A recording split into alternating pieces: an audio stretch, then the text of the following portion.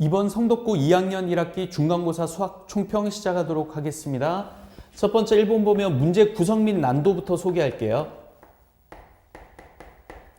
문항수는 그렇게 많지 않은 편입니다. 객관식이 17문항, 그 다음에 서술형이 총 3문항 이렇게 구성되어 있는데요. 난도로 보면 문제가 이제 하난도 문제가 한 3문제 정도, 중하 정도가 한 4문제, 그 다음에 중문제가 대부분이에요. 한 11문제, 그 다음에 중상 문제가 2문제 정도로 전체 총 20문항이 이렇게 구성이 되어 있는데, 아이들의 체감 난도는 솔직히 저는 중으로 잡고 싶은데 애들은 좀 대비가 안 돼 있는 애들이 좀 많다 보니까 중상 정도까지 등급 컷을 뒤에는 소개하겠지만 이 난도가 한 이 정도로 느껴지는 난도지 않았을까라고 예측이 들고 있습니다. 두 번째 2번 보면 출처를 보셔야 되는데요. 이 출처를 보는 이유는 앞으로 기말고사를 어떤 방향으로 좀 대비해야 될지에 대한 학교에서 제시하는 방향성이기 때문이죠. 먼저 첫 번째 우리 자체 내신 대비교재 스포일러 교재가 있는데, 스포일러 비스텝 교재에서 대략 한 3문제 정도, 그 다음에 교과서 문제가 상당히 많이 나왔어요. 그래서 교과서 문제가 8문제 정도 있고요. 그 다음에 학교에서 프린트가 있거든요. 근데 프린트 한 문제밖에 안 나왔어요. 그래서 프린트 위주로 공부했던 애들 좀 피봤을 가능성이 좀 많습니다. 거의 안 나와서 좀 허무했을 것 같고, 모의고사 기출문제 기반으로 한 문제 한 2문제 정도 있고요. 지금 마플 시너지라고 있어요. 그래서 마플 시너지라고 쓸게요. 여기 한 2문제 정도 나와 있고, 고쟁이란 교재도 있습니다. 내신 고쟁이. 거기서도 한 2문제 정도. 좀 특이한 게 또 하나 마지막 수능 완성이 있는데, 이게 올해 버전도 아니고요. 고3용 수능 완성 23년도 버전에서 2문제 정도가 나왔어요. 실제로 어렵다라고 하는 문제들 객관식 맨 마지막 문제 17번이 이번에 좀 오류가 났는데, 어쨌든 그 문제하고 그게 이제 모의고사 이제 수능 기출이고요. 그 다음에 서술형 2문제 정도, 이게 수능 완성 문제입니다. 뒤에 있는 거. 그래서 좀 더 자세한 출처 상황은 블로그에 나와 있어요. 보시면 될 것 같아요. 만약에 그 해당하는 학생들은 좀 이런 부분에서 나왔구나 좀 궁금한 친구들은 반드시 블로그 통해서 정확한 출처를 좀 확인하면 될 것 같고, 이제 궁금할 텐데 예상 등급 컷입니다. 저희가 보는 1등급 컷. 선생님들하고 좀 계속 좀 아이들 상황이 이 정도니까 이렇게 되지 않을까, 좀 약간 합일이 약간은 덜 되고 있는 부분이 있는데요.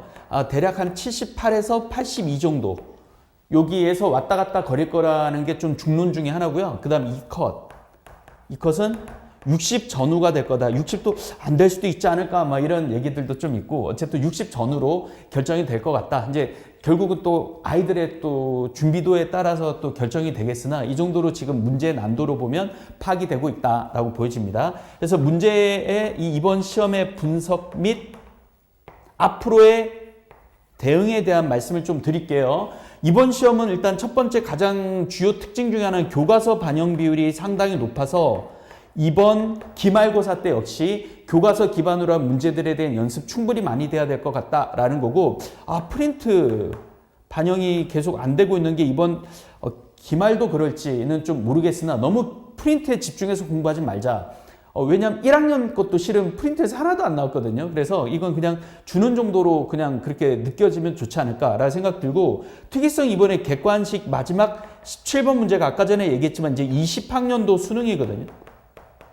근데 이번 그 개정된 교육과정에서는 1학년에서 이제 내분이라는 개념은 교육과정에 여전히 있지만 외분의 개념이 빠졌어요. 근데 외분 개념이 들어가서 교과 외범위로 출제해서 이번에 이 부분이 복수정답으로 해서 2번하고 4번을 다 복수정답으로 해주겠다라고 했는데, 원래 이게 그러면 오류라고 하면은 뭐 다시 재시험을 본다던가 아니면 다 맡겨줘야 되지 않을까라고 생각이 드는데, 재시험 보기에는 살짝 부담이 있는 게 제일 힘준 문제거든요. 그나마 좀 평이한 문제 중에서 제일 어려운 문제로 봤는데, 재시험을 또 어려운 형태 문제로 낸다라고 하면 좀 이게 좀 부담이 될 수 있을 것 같아서 학교에서는 좀 고민을 하는 것 같아요. 그래서 어쨌든 복수 정답을 해서 좀 약간 억울한 친구들이 좀 있을 수 있다라고 볼 수 있습니다. 그래서 대응책으로 보면 결국은 이게 다양한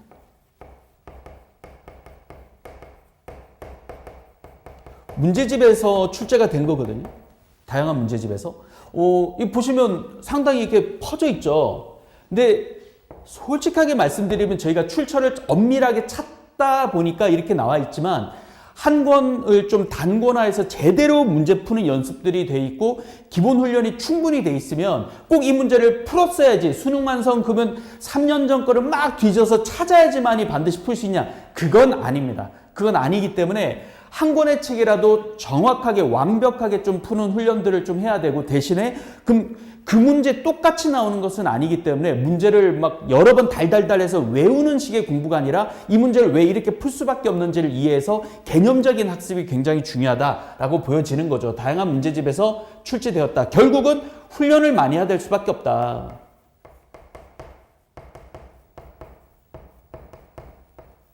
훈련량을 늘릴 수밖에 없다. 우리 학원 친구들 같은 경우는 좀 나올 만한 문제들 반드시 엑기스 정수 같은 걸 모아서 그렇게 해주겠지만, 외부 친구들 같은 경우 좀 문제 은행식 때 있는 좀 약간 문제가 양이 많은 거 있잖아요. 그 하나를 잘 정해서 그거를 계속 회독하는 것도 절대로 나쁜 훈련법은 아닐 거라고 믿습니다. 이번 중간고사 제가 볼 때는 컷 자체가 이 난도, 문제 구성 난도보다는 좀 아이들이 좀 못 본 느낌이 있어요. 그래서 애들이 그렇게까지 그렇게 되게 잘하는 편이 아니니까, 내가 중간고사 때 생각만큼 좀 성적이 안 나와서 등급이 안 나왔던 친구들도 그 유리벽이 굉장히 탄탄한 편은 아니니까 충분히 극복할 수 있는 그런 정도의 시험이 아닐까. 이번 기말고사 때 특히 뒤에 수열 파트나 이런 부분들은 연습량이 굉장히 많이 가져야 되는 파트니까, 지금 오늘 뭐 이제 시험이 이제 끝나고 내일 시험 이제 대부분 다 끝나지 않습니까? 끝나고 나면 바로 기말고사 돌입하도록 합시다. 수고 많으셨습니다.